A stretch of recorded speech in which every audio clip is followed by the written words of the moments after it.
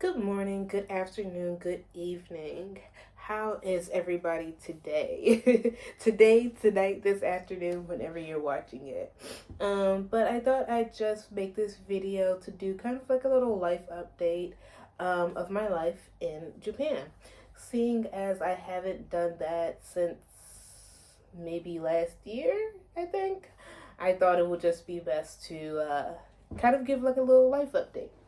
Anyways, I've been living in Japan for about 8 or 9 months now.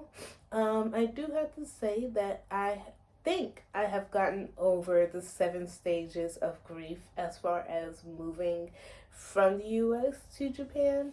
That being said, I figured that I would already I figured that it wasn't going to be that hard because I already planned to move to Japan. Even when I was in high school, I wanted to do it.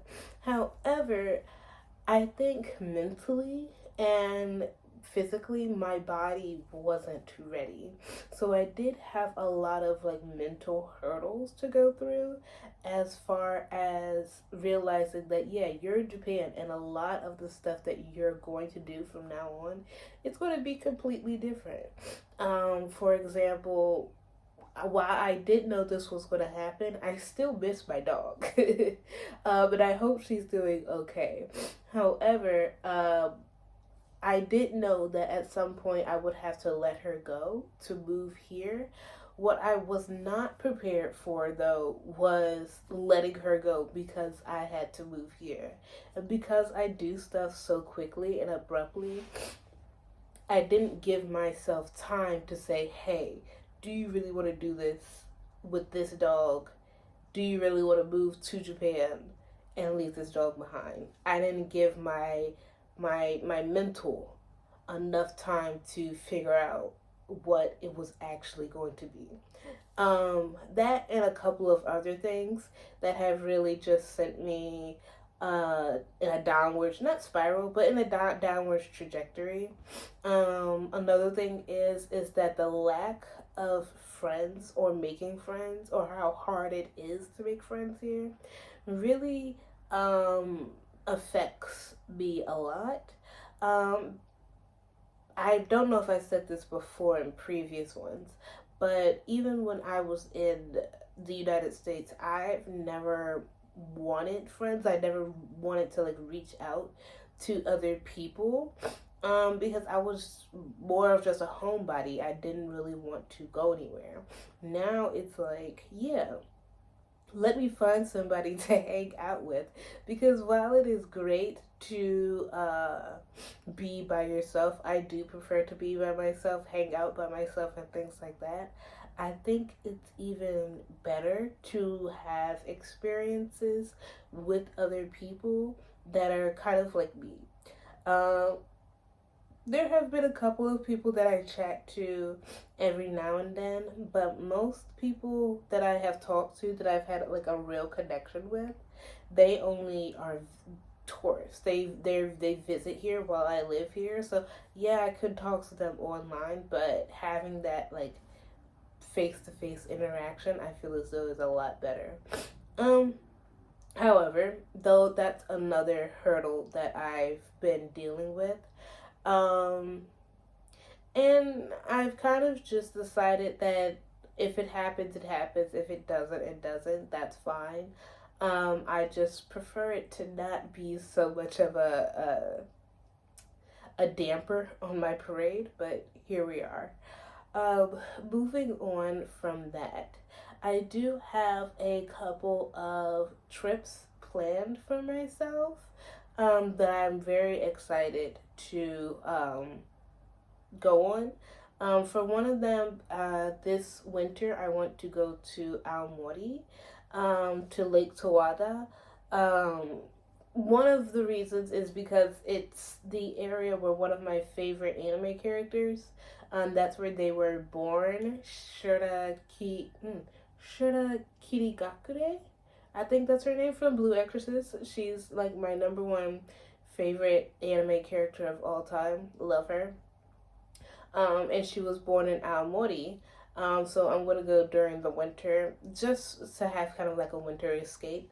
And if I could take like some cosplay pictures, I definitely will. But it's mostly just gonna be for a winter escape. And then next year, I plan to go to Brazil for my birthday, which is also going to be very exciting. While I do prefer solo trips because I can do whatever I want when I want, this time I think I'm going to go with a travel group. Um, but I haven't really set up how I want to do that yet. Because I think the most expensive part of this trip is going to be the plane ticket. So once I have the plane ticket set up, I think I'll be okay. But we'll see. We'll see what happens. I think, I guess a lot of what has been happening this month and for the past spring is kind of rehoning myself and figuring out what am I actually going to be doing with my life. Because a part of me is like, just drop everything and just travel around the world. And then the other part of me is like, stay here. Stay here, and you can still travel, but you figure out your life. Because a part of me is like, okay, I'm gonna just run around. But the other part is like, you're not gonna want to do that because I'm gonna miss my bed. I'm gonna miss having a bed. So it's best for me to just stay where I am and do what I want when I can do it, besides running from place to place to place to place. But we're still trying to figure it out. We're still trying to figure it out. At some point, I'll actually sit down with my inner thoughts and say, hey, what are we going to do? But for right now, it is just going to be, I think, just a constant, not battle inside my head, but a constant kind of back and forth or debate as to what I want to do for the rest of my life. I know I want to do a lot more traveling, and I will do a lot more traveling. But I think as far as settling down in one place, that's going to be hard to do. And even now, it's like I can't leave because I have so many plants to take care of. So that's the mentality I'm having right now. So who knows what will happen. That being said, I do have a lot more. I'm starting on cosplays. Starting in June, I have Miracle that I want to redo. And then in July, I will start with Tiana. But in May, which will be the next video, I have a event. It's a Juneteenth event that I want to go to. So I'm making a dress for that. Hopefully I can make it in time. I bought all my materials last minute, so it's going to be kind of like a fast paced video, which I don't really know what I'm going to do. So we'll see what happens. So I have Miracle that I want to do. I have a dress that I want to make for this event. And then the next thing I'm going to do is start Tiana. I have found a fabric store near me that has adequate enough fabric for what I need. But a lot of the fabric stores here, I haven't been to the one in Nipori. I know there's like a little fabric town in Nipori that has a wide array of fabrics. However, going to a fabric store in America versus going to a fabric store here, they don't have much stuff, like at all. Going to a fabric store, or even going to a fabric store online in America, you have a variety of things to choose from. But here, it's all basic colors and patterns. And while that's nice to have, like I guess for just basic crafts, they don't have any variety to them. For example, I'm trying to look for like power mesh, and I want it in the color yellow. I can't find it. unless I go overseas and buy it. So I don't know how people make stuff here. It's probably just because they're doing like basic, like a dress or a shirt. But I can't get behind it. I have to find probably some retailer online that sells cheap but good quality fabric. Like for example, when I was in America, I would always go to Fabric Wholesale Direct, and while they do ship internationally, it's expensive. And their fabric is like what, $5 a yard. I don't want to pay $30 for shipping for 1 yard of fabric. That's $5. That's insane. So I have to find something, or I have to find a website or someplace that will have decent quality fabric for an inexpensive price. Um, and because I'm making costumes, I don't really feel the need for it to be like a high quality fabric, because they're costumes. Um, but if it has to be, I guess I'll get it. But I don't prefer that. But yeah, the dress that I'm making is going to be kind of like an upcycled dress, because it's going to be based off of like a bodysuit, or I'm going to be using a bodysuit to make most of the dress. And that'll also lessen the time of making the dress. And I do have like most of the materials for the base of it, so that's cool. I just hope that it turns out the way I want it to turn out. And I'll show you guys later. I did post a TikTok about it of the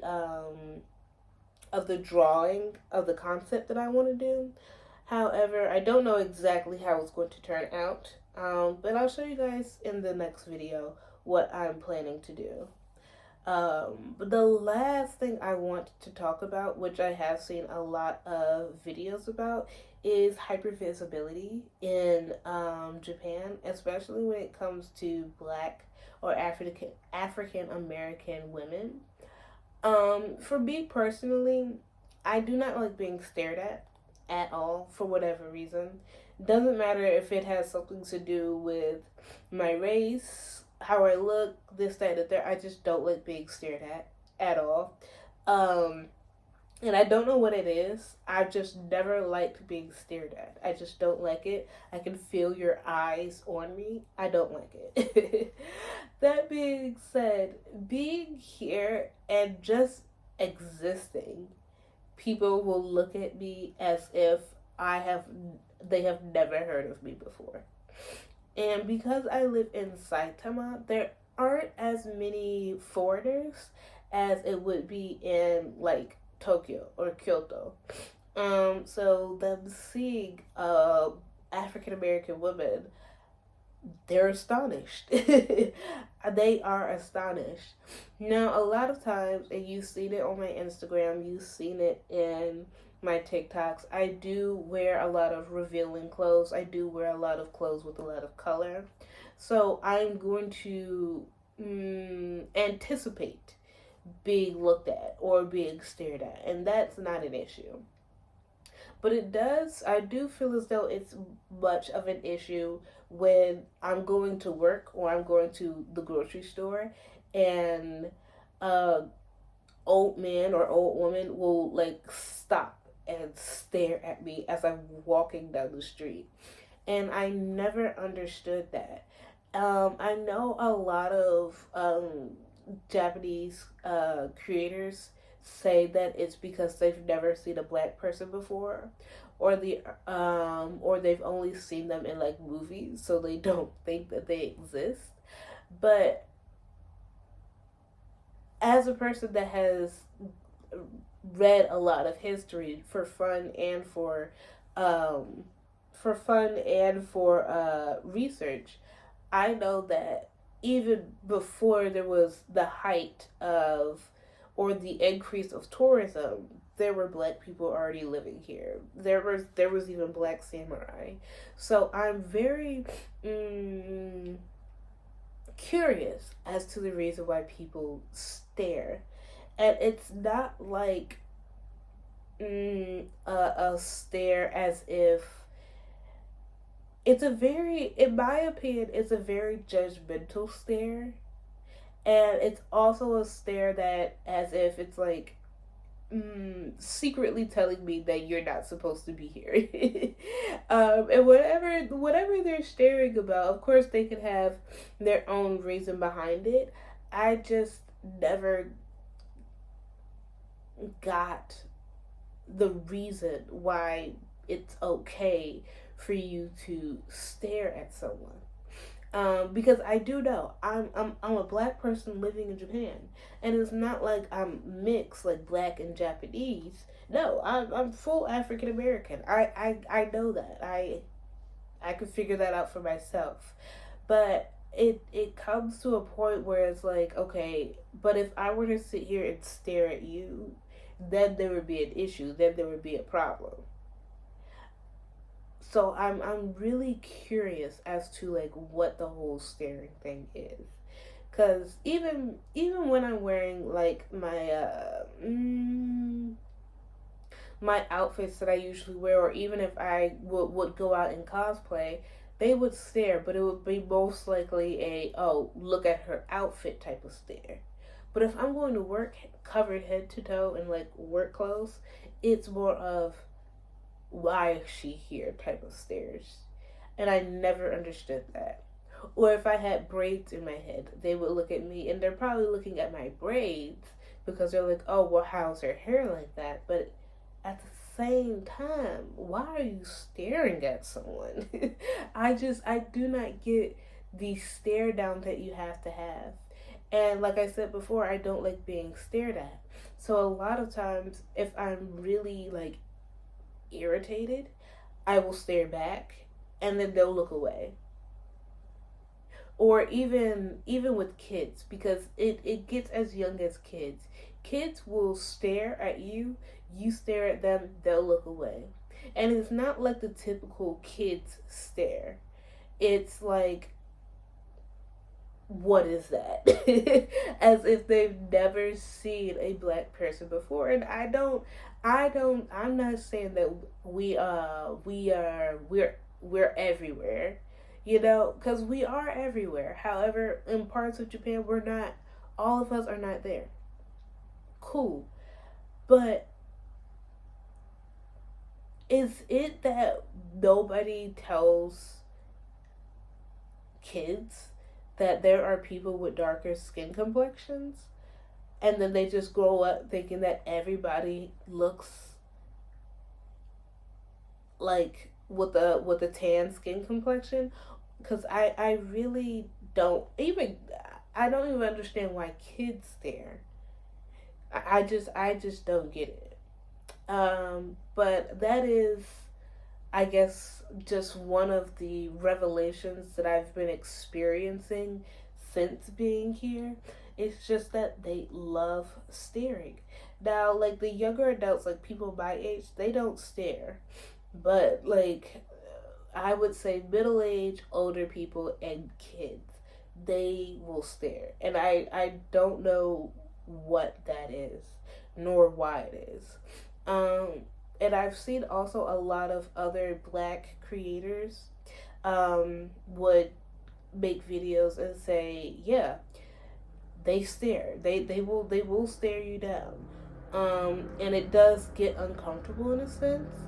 Um, but I don't know, me personally, I don't know if I'll ever get used to it because I've never liked being stared at all. I just find it very uncomfortable. But that being said, that is just a little life update of mine. Like I said, I will have another crafting sewing video coming up shortly. Hopefully, it'll be a fast one because I do need to finish it before the event, which is on the 20th. So stay tuned for that. If they allow us to record, I'll try to record it. Um, but yeah, I will see you guys in the next video. Bye bye.